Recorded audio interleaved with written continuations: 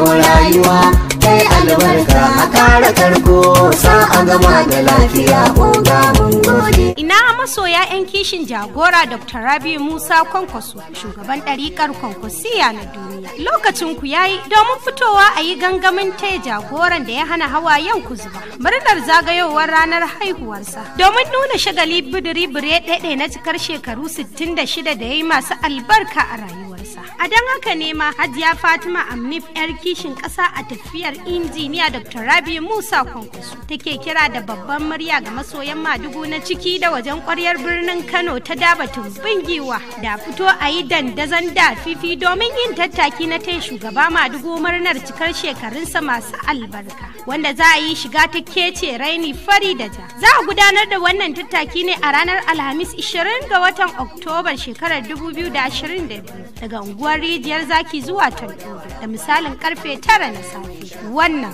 sanarwa ce daga 'yar kishin ƙasa tafiyar